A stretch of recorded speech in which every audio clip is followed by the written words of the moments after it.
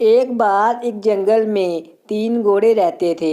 ایک سب سے چھوٹا، ایک اس سے بڑا اور ایک سب سے بڑا تھا۔ وہ تینوں آپس میں بھائی تھے اور ہمیشہ ایک دوسرے کے ساتھ ہی رہتے اور اکٹھے ہی گھاس چرنے جایا کرتے تھے۔ انہیں جہاں بھی گھاس ملتی وہ وہیں چلے جاتے اور جا کر اپنا پیٹ بھر لیتے۔ لیکن ایک بار جنگل میں گھاس ختم ہو گئی اور وہ ادھر ادھر پھرنے لگے، یہاں تک کہ انہوں نے سارا جنگل چھان دیا لیکن انہیں کہیں بھی گھاس نہیں ملی۔ وہ سارے بھائی گھاس کی تلاش میں ادھر ادھر گھوم رہے تھے، یہاں تک کہ بھوک کی وجہ سے ان کا بہت برا حال ہو رہا تھا۔ آخر کار وہ ایک جھیل کے پاس پہنچے۔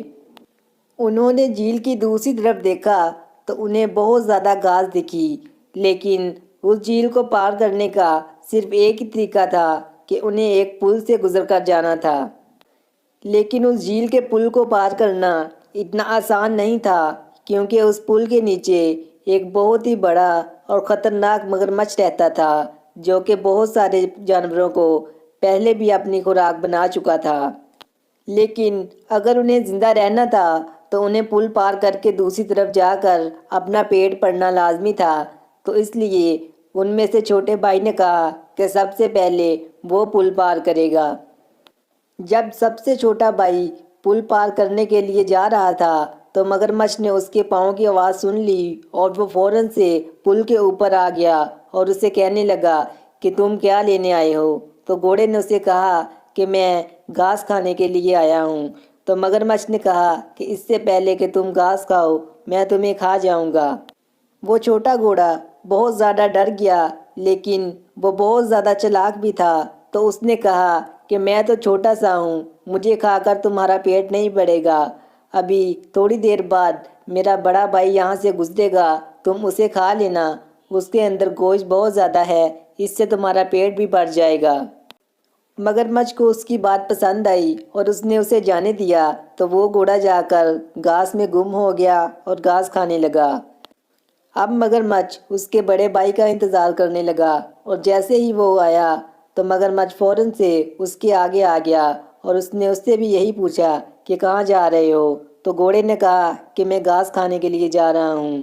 تو مگرمچھ نے کہا کہ میں تمہیں کھا جاؤں گا۔ تو گھوڑے نے کہا کہ میرا بڑا بھائی ابھی آنے والا ہے، تم اسے کھا لینا، اس کے اندر بہت گوشت ہے، مجھے کھا کر تمہارا کیا بنے گا، تمہارا پیٹ بھی نہیں بھرے گا۔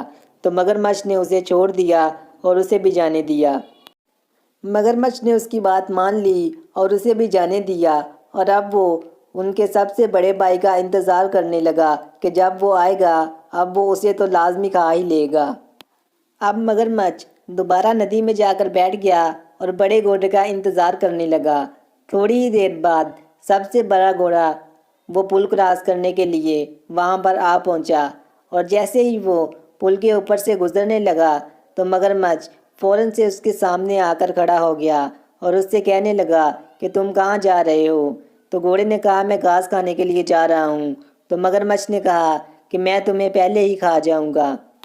وہ گھوڑا کافی زیادہ بڑا تھا اور اسے مگرمچھ کی یہ باتیں بالکل بھی پسند نہیں آئی، اور اس نے غصے میں آ کر مگرمچھ کو اتنی زوردار لات ماری کہ وہ پانی میں جا کر گرا اور پھر وہ وہاں سے غائب ہو گیا۔